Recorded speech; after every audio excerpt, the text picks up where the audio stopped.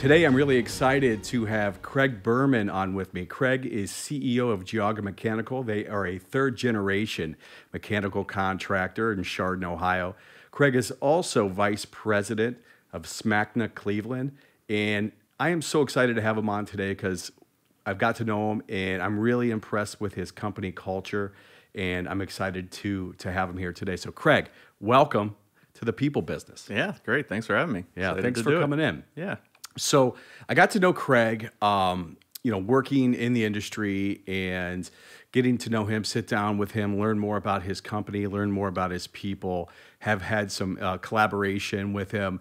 And what really just was so impressive to me was just how you guys do things. I mean, coming from a third generation contractor, your grandfather started your business, right? He did, yeah, 1950. 1950. Yep. All right. So we're talking here, it's 2024, right? So 74 years. Yeah, coming up on the big 75th year anniversary, which you're excited about. That's exciting. Yeah. So when your grandfather started the company, was your father involved and your uncles involved from the get-go? Pretty early on, when he started, it was kind of just him, one-man shop, doing gutters, roofing, all kinds of different things like that, residential mostly. Okay. And then as the company grew a little bit, as the kids started getting older, they all started getting involved, when they were old enough to start doing things. So was it always Geauga Mechanical? It wasn't actually. It was really? It was started as White City Heating and Tinning. So they're in the White City neighborhood of Cleveland. They all grew up in the Collinwood area by Euclid Beach Park. So it was named after that area of Cleveland to start. Okay. Out there, yeah. So they were, so was it more sheet metal at first? It was. Or? Yeah, to start, it was really, again, gutters, roofing, sheet metal stuff, heating Okay. systems. And then in the 60s, they started getting into air conditioning as that started to gain popularity. Again, mostly residential market air conditioning in the 60s. So your father and how many uncles do you have? So there were 5 kids. So 5. my dad, and then he had 3 brothers and a sister. Okay. So, I had 4 uncles in the business and my dad. Wow. Yeah. So they grew up in the business then? They did. Yeah. Yep. Working in the business? Working in the field. They were all in the union. A couple were in the pipe fitter union. 3 of them were in the sheet metal union. So from very early on, they were working in the business. Yep. So we fast forward then to your childhood. And what was that like? You have yourself, and then you have, how many siblings do you I have? have one sibling, brother, Okay. Chase, younger brother. And he's still involved with the company He also is. Yep. today. He's in the business. So when you guys grew up and your father and your uncles were all in the business, did you know this is what you wanted to do, or? Not really. Okay. And most of my generation didn't either. All of us went to school for different things, and we all worked there in the summers, though. That was just what you did. As soon as you got to be 12, 13 years old, you were sweeping the shop, making slips and drives, organizing shelves. That's what we all kind of did.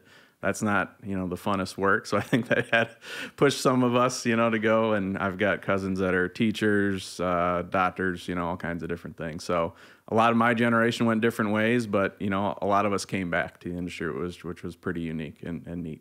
That is cool. Yeah. So where did you go to school? I went to Ohio University. Okay. So I went for actually Bobcat. engineering. Yep. I was a Bobcat. Love OU. So in high school, I really liked mechanical drafting, drawing. I like math.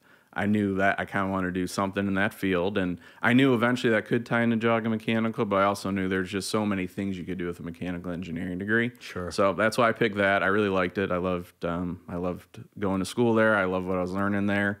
And then about my junior year, I came back. I was still working in the summers for the business, and had a conversation with my dad and uncle, and decided that that is something I wanted to do and come back to the business. So then I decided that's what I was going to do after college. So you decided after college that's what you were going to do. Yep. How did your dad and your uncles take that? What was their response to that? I think they were excited. Yeah. And I think, the business at the time had started growing. They've started getting more commercial work, but it was a lot of plan and spec work. And I think they knew, and I didn't know anything about the business, but I think they knew that wasn't where they wanted to be. They wanted to be more of a relationship-based design build, design assist type contractor. Knowing that I was going to engineering school and I had taken an interest in it, I think they knew that maybe there could be a good fit there. So I think it was really their foresight to see that that's what that could mean by me, joining the company at that point. And the other thing they did, which was a huge help to me in my career, was I went to the graduate training program. So training company sends all of their newly graduated engineers up to La Crosse, Wisconsin for a few months, basically a graduate degree in HVAC. Interesting. So I was the only contractor in the class. We had a good relationship with Train, so they let me go, which I was very grateful for. But that was awesome. It was a great experience to meet other people, learn about the industry, learn about HVAC. So I did that pretty much right after college. And then, really started working after that. What did you take away from that experience when you went up there to Wisconsin? Anything in particular that really sticks out in your mind? Yeah, I think it gave me some confidence, because you graduate college, you learn very little about really HVAC or how things work in general. You learn the theory behind it, how to calculate things, and you come out of college, and I know my thought was, I really still don't know much, but I think going up there and first of all, learning those things I think helped, but seeing that everybody else was kind of in the same boat as me, you kind of know stuff, you don't really, you're going to learn as you go. And then they'd have people come in that, had gone through the class and talked about how their careers went. And you kind of realize that, everybody's just kind of figuring out when they first get started. And that made me feel a little bit better getting into it. Yeah, that's interesting, isn't it? Because I think we all kind of have that lack of confidence, early on in our career, especially, right? And it's like you go to school, and you don't get me wrong, you learn things, right? But those things don't necessarily prepare you for what the business world is going to be, right? Right. Growing up in the industry, though, so did you have pressure from your family of we need you to carry this on or not? No, not which was great because Yeah. that I'm very grateful that wasn't the case. They said, if you want to do this, great, happy to have you, but if you don't, that's fine too. And they've really all of my uncles, my dad have taken that approach with everybody. There's really never been any pressure to get into it, which is I think been great. And I think that's allowed people to feel comfortable to come back to the business. My cousin Danny, for example, was a teacher. And then he came back, and now he's running our VDC department. Oh, really? And some people, like my cousin Alex, went to school for construction management. She knew from the beginning she wanted to do it, but never been any pressure, and I think that's been great. That's really important because I think a lot of, we're talking about a third generation. You're almost expected to carry on a legacy, so to speak, right? Right. And you guys didn't have that pressure. I work with other companies out there that do have that pressure, right? And then next thing you know, you have people who really don't want to be there, and that's tough. Right. And I think that's where you hear those statistics, of the likelihood of a third generation being successful. And I think if you're putting people in the wrong spots, giving them the wrong job roles just because they're part of the family, I think that's what happens, So I think the fact that they weren't putting pressure on people, not trying to make people fit in a role that wasn't a good fit for them, was a big reason why we're doing well under a third generation, because there wasn't that pressure and there wasn't that, forcing something that maybe wasn't a good fit. Yeah. So your grandfather started the company. Is he still with us today? No, he passed away in the mid-'90s, actually. In the mid-'90s, Yep. okay. So how old were you when he passed? 13. 13. Okay. Was there anything that you learned from him that he passed along to you that you were able to, that you use today? Yeah, I was not too involved in the business, but everybody loved being around him. He was a very personable guy. He seemed to have so many friends, always having a good time. I think, for him, probably why he was successful is just because everybody liked doing business with him. They liked being around him. They liked working with him. I don't know if he was the strongest business guy, but he was very likable, and people liked being around him. Yeah. One of my favorite all-time quotes is from Bob Berg, the author of The Go-Giver, and he said, all things being equal, people love doing business with and referring business to people that they know, they like, and they trust. And that he calls that the golden rule of business. So it sounds like your grandfather had that. He had that likability factor down. People knew him, people liked him, and as a result of that, they probably trusted him, right? Yeah. Absolutely. Yeah, that's so important. That, and you talk about that today, like when we've collaborated, like that likability, that enjoyability factor, and how important it is. I think it is really important because I know I like working with people that I like, that I trust, that I want to work with. I'm not a big guy, and I think a lot of people aren't looking necessarily for the lowest price all the time. They just want something to go well. And in our business, a general contractor and owner, obviously money's important, but they also want a job to go well, not to have to worry about it. And another big thing too is to know if something goes wrong, they're going to fix it. They're not going to, push back and try to deflect blame. They're just going to say, okay, let's fix this and move on. So I think having those characteristics where they like working with you, they trust you, they know if there's a problem, it's going to get dealt with right, is very important, because I know I like to work with people that are like that. So I think that carries through to most people. So if your suppliers even were listening right now to this, like, that to me, that's the secret sauce. It is. Do you agree? Yeah, absolutely. And I think we don't, normally shop around a lot on jobs. We have certain people we partner with. We like to work with them. We trust them. We know how they do business. They know how we do business. And that's just how we prefer to do things. We look at them as partners, and we're going to partner up to make this job go as well as we can. And it's not, I'm going to get 10 bids, I'm going to take the low number, or I'm always going to shop around. We like to trust each other, know how we're going to do business together. And I think that generates a better project at the end of the day when we're a team and we are working together towards the same goal and trust each other. Trust each other. Yep. And that is everything, right? That is a true partnership because you have that level of trust. And, I see so many companies out there today where they're going out there trying to sell their product, their service, their deliverable, whatever it is, right? And they have never established a level of trust. And they're like, why am I not getting results? Yeah. Yeah, and that's really hard to do. It's really hard to build that trust. It takes a lot of time, and it takes a leap of faith from the customer to give you that, to trust you when they don't know you. And it's really on then us to really perform and show them what we're made of. And that trust, it takes a long time to build, but not a long time to lose. Ooh. So, I'm very aware of that, and I try to make sure our team is too, that, we have very good customers that trust us, we've worked with for a long time, but we got to keep up that level of service. That's why they're using us. And it's very easy to slip up and, not do the right thing or start to lose that trust, and that can degrade in a hurry. What would you say is the quickest way, the fastest way to lose trust? I think it's not doing what you say you're going to do. I've always felt very, very strongly that if you say you're going to do something, you got to do it. And you know what? Things come up, you can't do it, but be proactive, communicate that. Say, hey, I'm going to get you this by Friday. I'm not going to get it by Friday. I'm going to call that person and say, hey, this came up. I'm really sorry. I'm not going to get it to Monday. Because I think the thing that will really frustrate people will be not doing what you're going to say. Because that's where that trust is there, that if Craig says he's going to do it, he's going to do it. And I'm not 100%. I don't think anybody is, but really you got to strive to, every time you say you're going to do something, you got to do it. And understand that they do trust you. And if you come to them and say, for whatever reason, I'm not going to be able to do what I said I was, as long as I'm proactive in communicating it, people are reasonable. They're going to get it. But just not saying anything and them waiting, hey, I thought Craig was going to do this. That's where I feel like trust starts to degrade.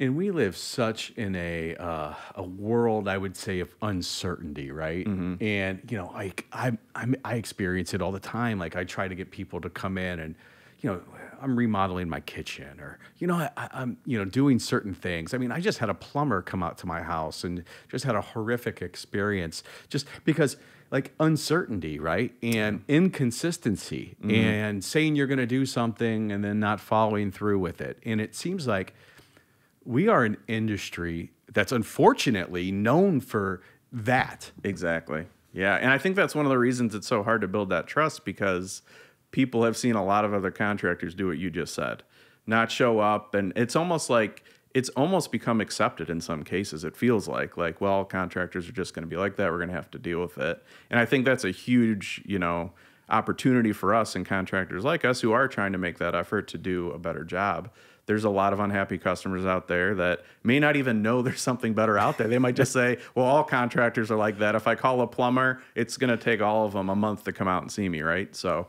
I think that gives people that are willing to go that extra step and give that good service a big opportunity. I love that. Yeah. I love that, because that's everything, right?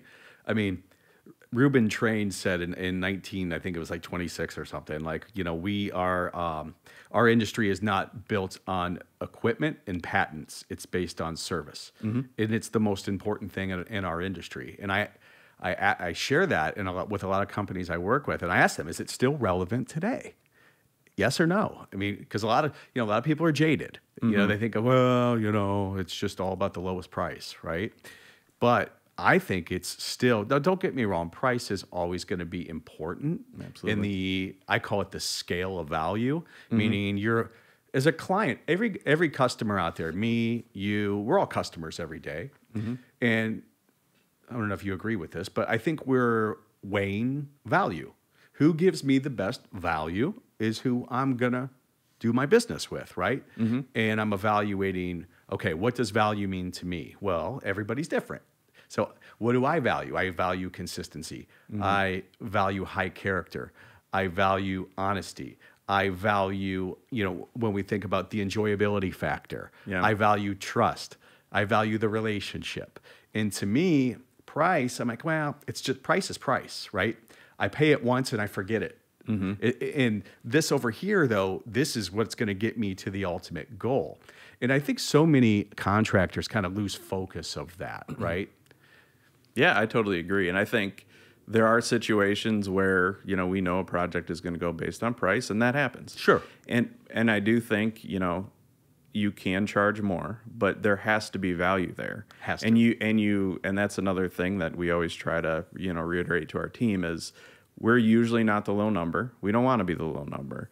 We are charging more because we have, the resources and the ability, and we deliver more value. We have to give that more value. Otherwise, if we're charging more and not delivering that value, why would you use Geauga Mechanical? You wouldn't. So yes, I think people are willing to pay more if they feel they're getting a better value, better service, but you got to deliver on that. You can't just say, well, we've always charged a little bit more, or we have to charge a little bit more, but then not give that extra value to the customer. So it's very important that if you're in that world where that's what you're selling value, that you are delivering that value. I just explained what I value as a consumer. What do you value? Yeah, I think it's a lot of the same things. I think it's, the consistency, the trust, getting, knowing what I'm going to get. I personally do not like uncertainty. I just want to know that, if I do this, I'm going to get this. That makes me feel better. And if it costs a little bit more to have that certainty, then I'm usually willing to pay it. And quality is another thing too, where you do that evaluation. I could buy one of these every 5 years, or I can pay a little bit more and it's going to last me 20 years, And I think quality is something that, some people value. I certainly value that, you got to look a little bit longer term and see, is this worth this extra investment? Is it going to pay off in the long term? And that's something, we try to sell with customers in the HVAC industry sometimes is there's a lot of systems, a lot of different ways to heat and cool a building. Easy to always go to the cheapest option, but really looking, how long is this going to last, cost to maintain, cost to operate. We truly believe that's doing our customers a good service, giving that information. And because I do that in my personal life when I'm looking to buy something. Okay, this may be really like a printer. Great example. I could buy a super cheap printer, but that toner, it costs more than the printer, right? Or you buy a little bit better printer, toner costs a little bit less. I just bought a printer a few weeks ago. That was the conversation I'm having in my head, like, ooh, that low price is pretty good, but I know I'm going to pay for it in the long term. So I think HVAC is a very similar thing, There's that low price system or low price install, but then there's that better one that if you really look long term, you can see there's real value to it. I think a lot of companies are so focused on just delivering the result, meaning the project is completed, right? The unit was installed.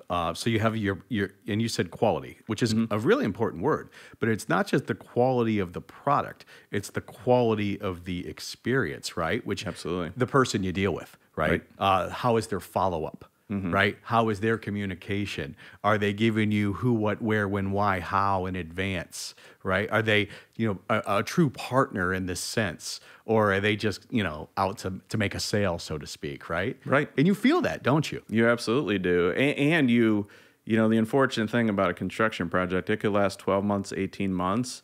And that last closeout of the job, that last few weeks is really going to be that enduring impression of how you performed on a job. And I think that can be a real challenge because there's always schedule pressure at the end. You're trying to get things up and running and working, and how you react in those situations and how you get that job to close out is really what that customer is going to remember about the job and how you performed. And to your point, that install could end up the exact same either way, but if that last, few weeks, few months didn't go well, that's really what they're going to remember about the process, not necessarily those first 12 months went great. So you could nail it. You could nail it. Step 1, step 2, step 3, step 4, step 5, step 6, step 7, on and on and on, and then drop the ball at the last moment in the last 2 weeks, and that's what they remember. Right. And I do think you can kind of build up some goodwill or trust along the way if you're doing a good job, and I think that helps. If you have done a good job, or you've worked with this customer before and done a good job, I feel like, again, there's like a bank there that you're building up that goodwill. And when you do have those stumbles, I think it helps a little bit. But still, that's going to be the lasting impression of that project. So we try to be really conscious of that because, we have a service department as well, and we always love the opportunity to turn a construction job into a long-term customer. So we really got to finish strong, and, so we have that opportunity to turn that into a customer that we could have for a very long time. So what you really are in is the perception business, and it's the customer's perception of how things go overall, right? Right. That determines if you come back. Right. Exactly true. Yeah, it's so true, man. So I love that. You guys are really, and that's, when I came in and I sat down and I was like, these guys got a fantastic culture. I really thought your culture really stood out in our industry. I worked with 137 mechanicals in 2023. Wow. And I truly thought that you guys had a culture that was better than 99% of those other companies, because you just, I don't know if it's being third generation. I don't know what it is, but tell me about your culture, because I love it, and I want to hear how you got it. Yeah. Well, I've always felt like the culture is kind of built, and I'm trying to maintain that culture and keeping it moving in the right direction. I think a lot of it was based on, the generation older than me, how they ran the company, how they interacted with people, because that's how I learned how to deal with a customer, how to talk to people, or how to follow up. So I think really it was them building that culture, and then since then it's just been trying to maintain that. And I think, there's the family business part of it, but, it is a family business, but there's a lot more people there that aren't family. And I think it's just everybody from the top down, doing the right thing, practicing what they preach and trying to lead by example. And I think we all get along with each other. We all look out for each other. And I think as long as we keep doing that, I think that culture is going to continue. If people start looking out for themselves or focusing on, maybe their situation, not everybody else's, that can start to be a problem. But I think we've just, everybody that has come in has seen how we do things, has looked out for each other, helped each other when they needed help. And I think that's helped a lot. And I think it helps reinforce how to treat people and how to treat customers. And, we say we always want to treat people like we would want to be treated ourselves. That's a big thing. I think it's very true. And I think people want to, like we started with, work with people that they like. I think we all like each other in the office. We all want to help each other in the office. We all get along well. And, sometimes I look back and wow, we do have a great culture. This is great. I feel like, I need to lead by example to continue that, but I feel like it's just such an organic thing that builds over so much time, and you get to where you are, and it's great, and you just got to try to maintain it. But again, I think a lot of the credit goes to the older generation that really ingrained that in the company as it started to grow, and then we were just kind of almost caretakers of that culture as the company moved forward. But as we know, we see professional sports teams, or new coach comes in, culture changes, right? And what are the What are the, let's call it the pillars, like that you would say that your dad and your uncles, have implemented to help you kind of carry that culture on? What would you say those are? Yeah, I think it's, communication is a big thing. Okay. Over communicate, make sure you're always communicating with each other, with customers, always doing what you say you're going to do, like we talked about earlier. That was really something I learned from them, is if you say you're going to do something, do it. If you ask somebody to do something for you, you should be able to assume it's going to get done. If it's not, you just got to communicate.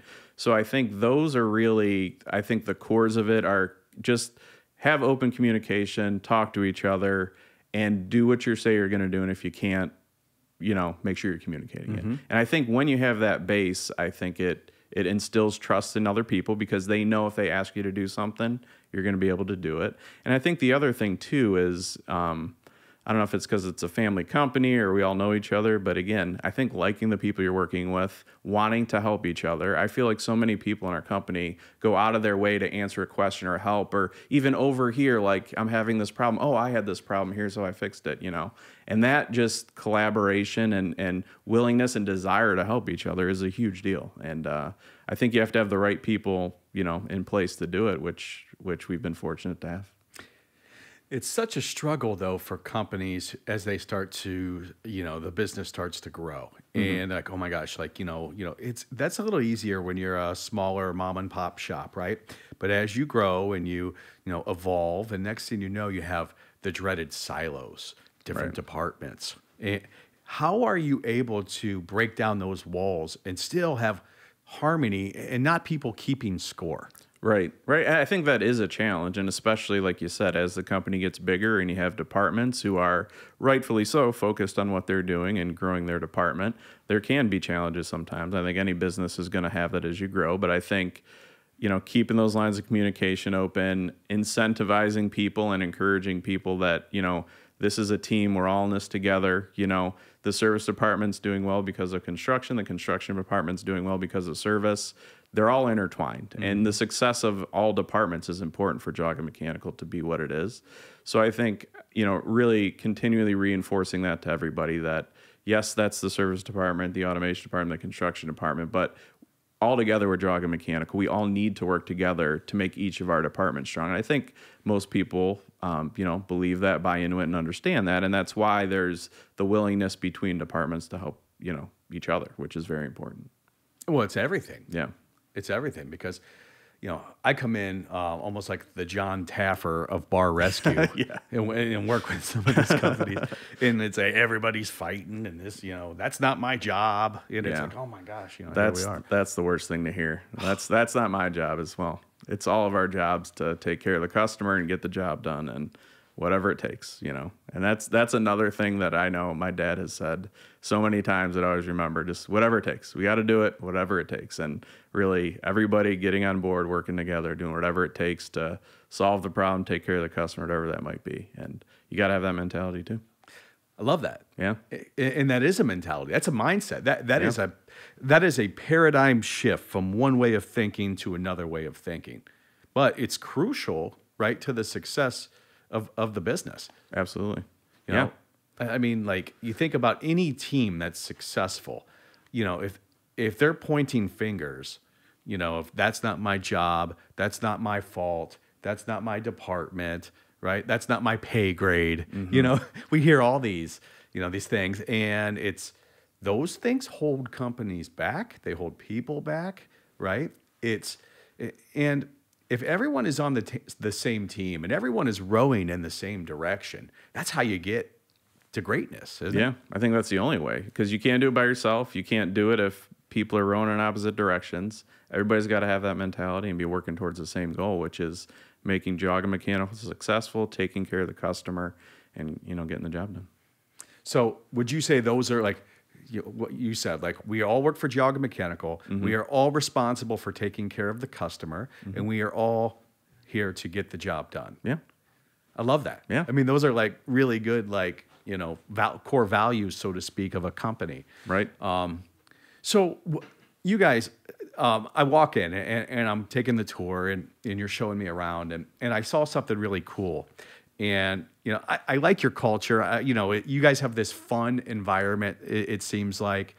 But you also have this, like, I walk in, I'm like, what's that? And it says on the wall, it was like the nerds. The nerdery. The nerdery. Yes, that's where the nerds live in our I office. love that. Yeah. So tell me about that. Yeah, so it is, I do think we have a lot of fun with that. And, I did a lot of IT when I was younger in the company, and now other people are handling it. And we got a lot of, designers, modelers, people that do computer stuff, and affectionately called the nerds, and like, oh, I got to go talk to one of the nerds about that, or, the nerds working on that, so we just talked about it.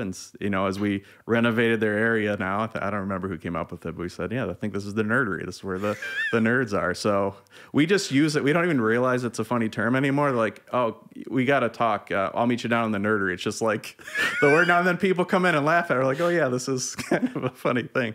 But yeah, we try to keep things light, and, there's always the making fun of the nerds and the nerds threatening to change people's passwords or whatever it might be. But it's fun. Yeah. Well,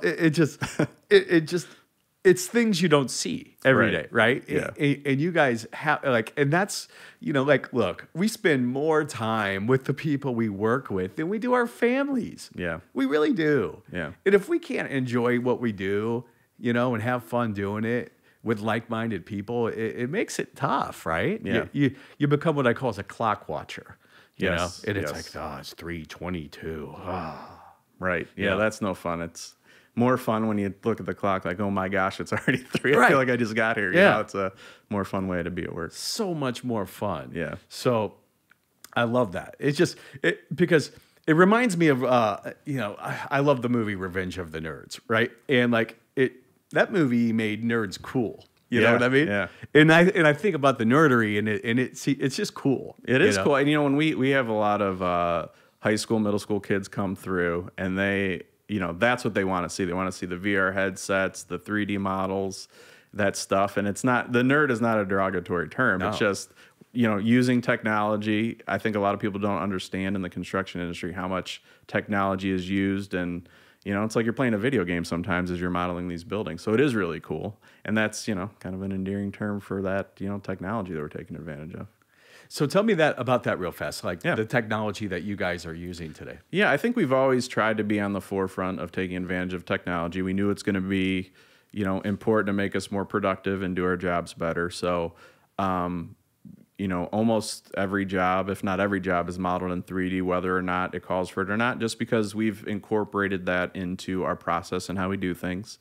We use the model to fabricate, to communicate with other trades. We use it to track productivity and how we're doing on a job. So really everything starts with that 3D Revit model, and then we try to take as much value out of that, because there's a lot of time and effort that goes into that model, and let's use that data any way we can to make ourselves better. So we have progress tracking models, which are really cool, which at a glance, a project manager can log in, see a 3D model of the building, see what's been fabricated, what's been installed, what hasn't, get a glimpse of where the job's at. And just that kind of visibility can really help make decisions and plan better, communicate to the customer where we are. So we think that's been super helpful. Again, a lot of time and effort goes into making those, but once they're there, let's try to use them the best we can. So, if we can use VR to help visualize something, or, take an iPad out in the field and hold it up and do augmented reality, we're trying to find ways to use that technology to make us better, to better communicate to the field, and help those guys do their job better out in the field.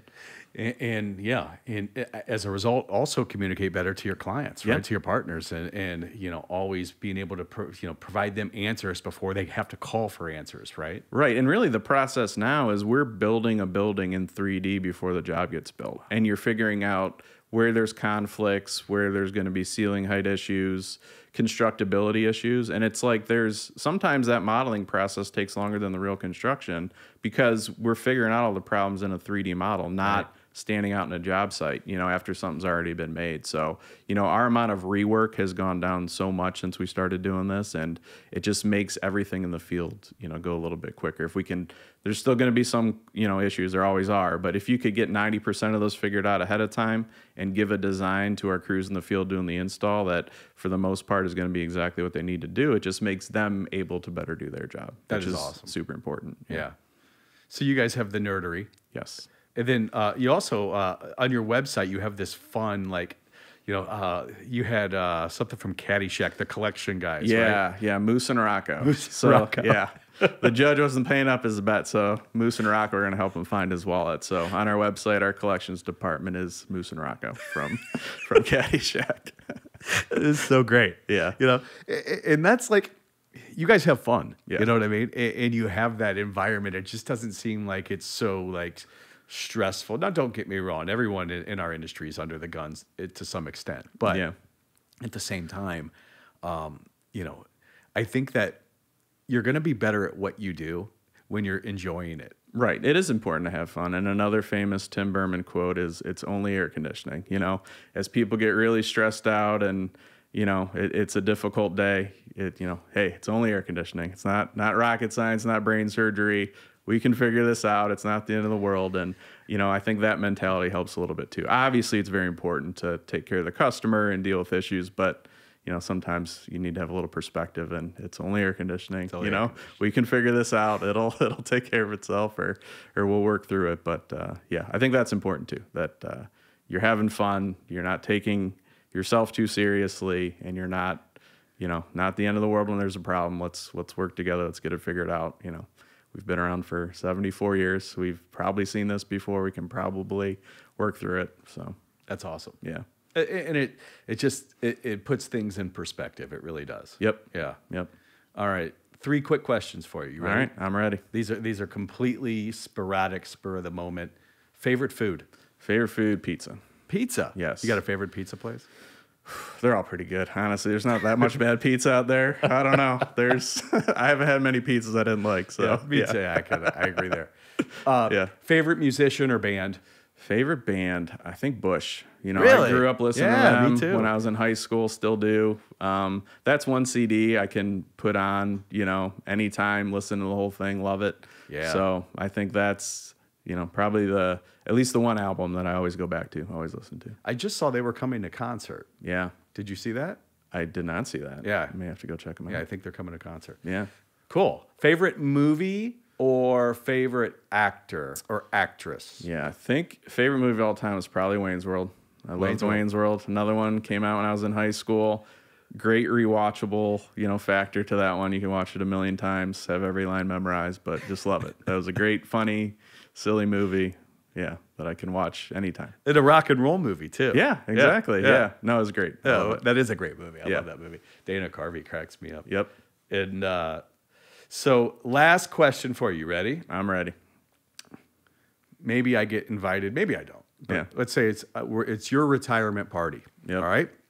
How do you want the people in attendance to describe doing business with Craig Berman? That's a great question. I think I would just, I want people to say that, I enjoyed working with Craig.